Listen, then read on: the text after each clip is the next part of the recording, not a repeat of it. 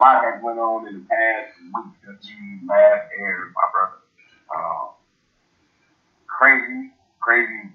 Well, free agency. He had some mix-ups in football games, had some injuries, had a little bit of everything that happened this past week.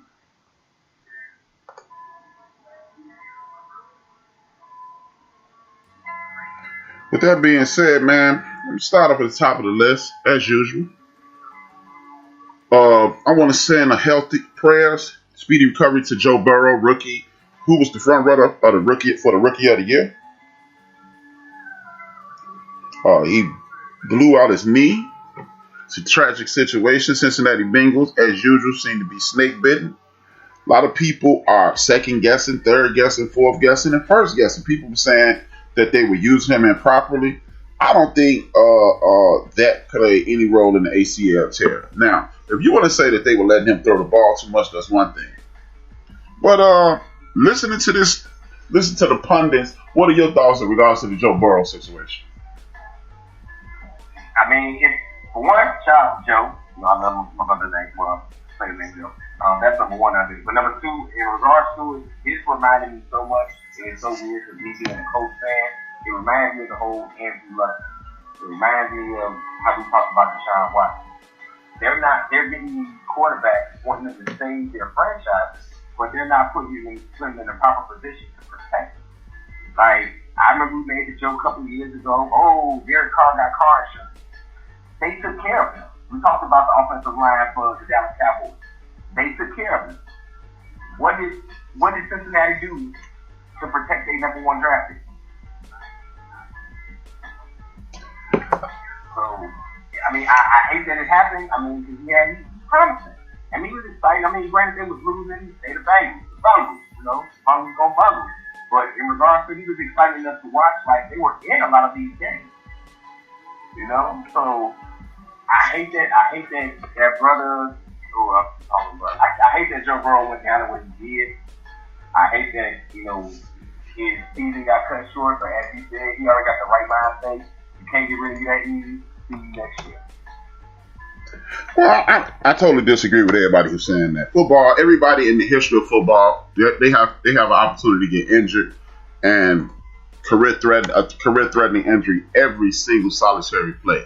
I mean, Drew Brees got sacked. It looked like a traditional sack, cracked 9 of his ribs. I don't think there's nothing you can do to stop somebody from getting their ACL blown out. Last time we saw somebody in Cincinnati get their ACL and MCL blown out, it was Carson Palmer. They had an outstanding line. Tom Brady blew out his ACL and MCL. They had an outstanding line. When it's time for you to get hurt, you're gonna get hurt. That's just it. We could complain now. What they should have done, in my personal opinion, is balanced out the offense. If you are going to have a rookie quarterback, first and foremost, again, this goes back to listening to the computer.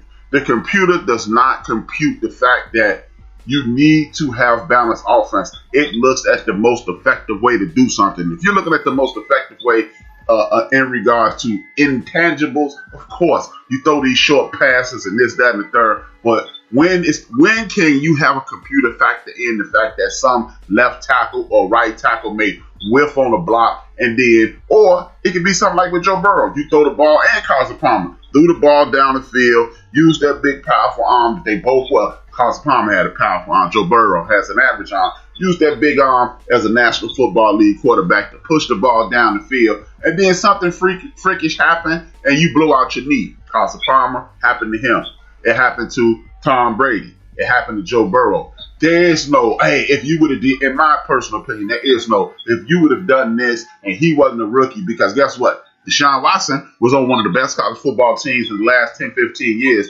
Guess what happened his rookie year? Taj Boyd graduates. He takes over his freshman year, gets his ACL blown out. Comes to the pros, had a decent line, gets his ACL blown out. I don't think there's no such thing. I don't think it's a such thing as if you would have had the prerequisite offensive line, because guess what? They also say if you scramble all the time, you're going to get hurt. If you do this, if you need to stay in the pocket so you can be protected. So which one is it? Stand in the pocket and being protected, or is it protecting yourself or paying attention? It's just, hey, man, I've seen quarterbacks take monstrous hits, get up, shake it off. I've seen guys not get touched at all and blow out the ACL. So injuries happen, and it's just a situation. Again, this is what I spoke about last week. We can sit around and watch ESPN, and I'm not accusing you of this. We can sit around and watch ESPN and parrot what they say and see this is what happened. But the reality of the situation is this: when you are on a football team and you are throwing the football 40 plus times, what you are telling the defensive linemen, and the linebackers, run at the quarterback as hard as possible, and you can make him flinch or knock a half a second off his vision, and you will either speed him up or knock him down. That's just the way football will be played for the rest of the time. You saw it last night with Tom Brady. You saw it 2 weeks ago when the Saints were speeding them up. You speed up quarterbacks, they'll do wrong things. You speed up quarterbacks, you can knock them down. Point blank, period. The game is played between the lines, not in a computer. I got my man Big Illinois in the building. Welcome aboard, my dude. What's good? Talk to me about this. What are your thoughts on Joe Burrow? What's going on, Brother Joe, Brother HRap? Hey, man, something about FedEx Field or whatever they label their field is. Man, this man quarterbacks together, either playing against Washington or playing on Washington. But I mean, I think it was just one of those free accidents.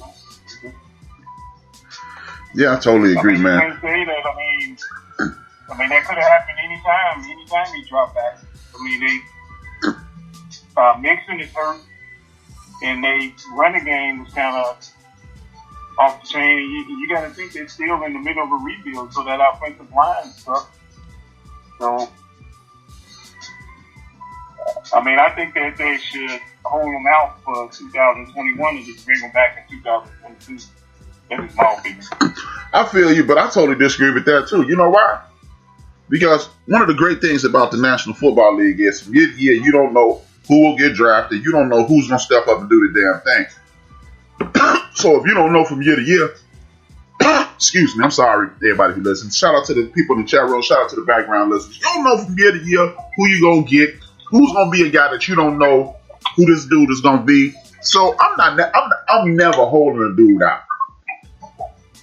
I understand the logic behind that, but we saw the Dallas Cowboys rebuild their offensive line almost overnight in the middle of Tony Romo's career. We've seen people, we saw, again, I referenced this last week, we've seen the Rams go from worst to first. We've seen several teams go to worst to first. You never know what's going on in regards to chemistry, in regards to player health.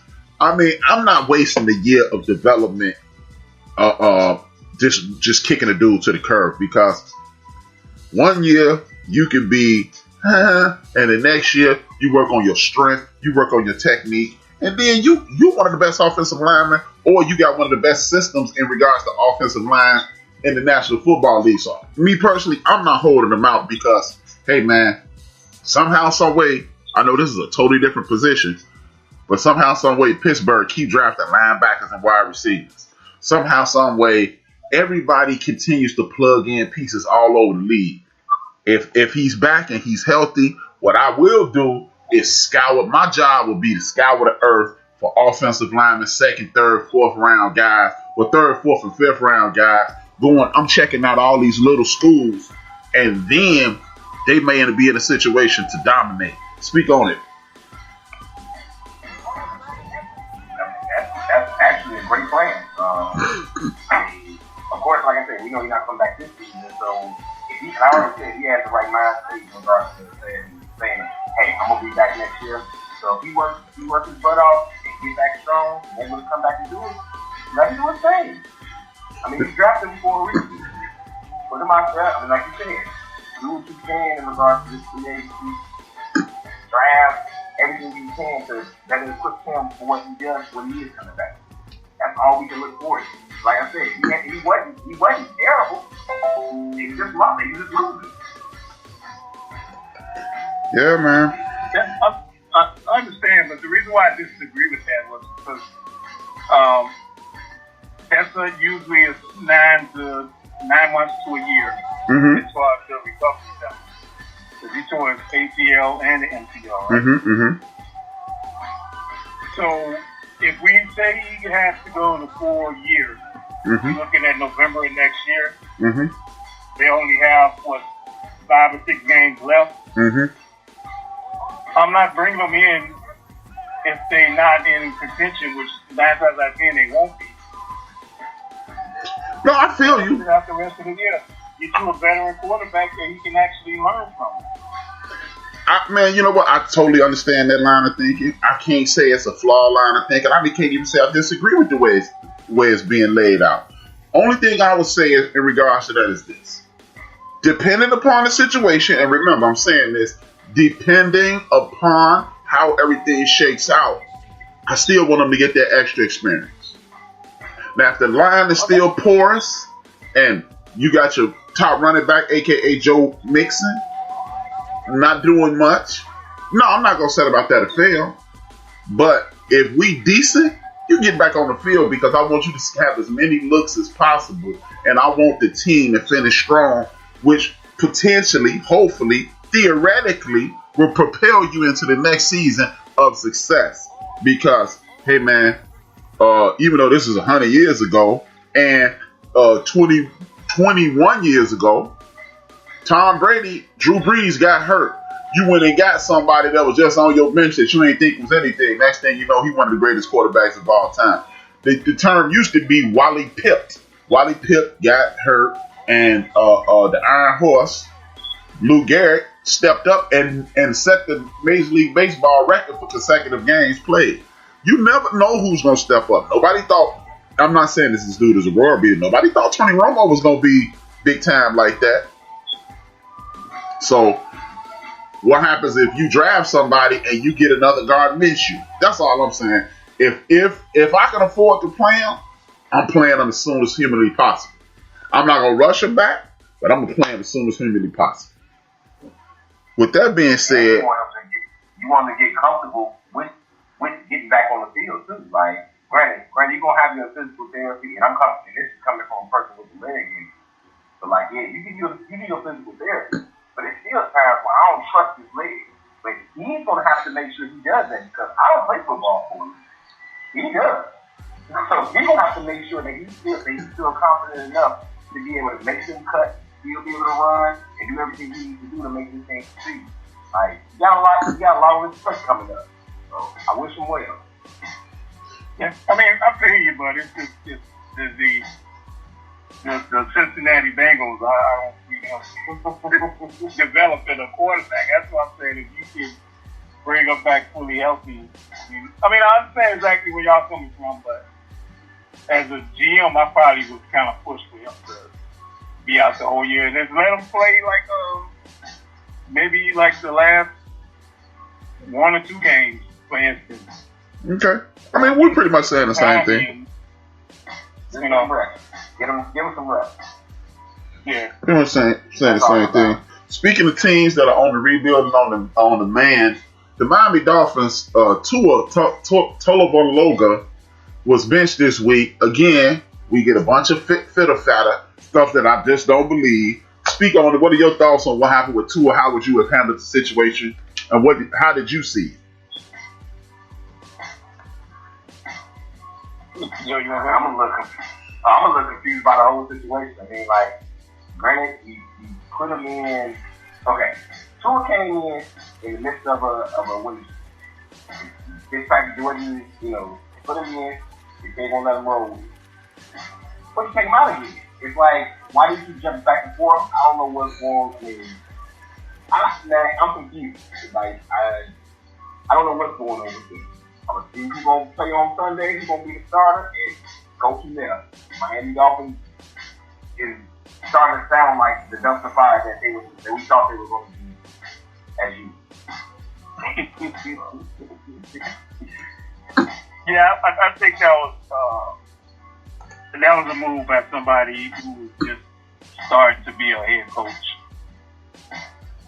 in my opinion. Because did they take him out because he wasn't reading the defenses right, and that's the reason why he kept getting sacked? No, from what I could tell, they took him out because he was taking a beating. We talking about a dude who is quote unquote fragile. I don't believe that either because He had 2 ankle surgeries, 2 of the 3 surgeries.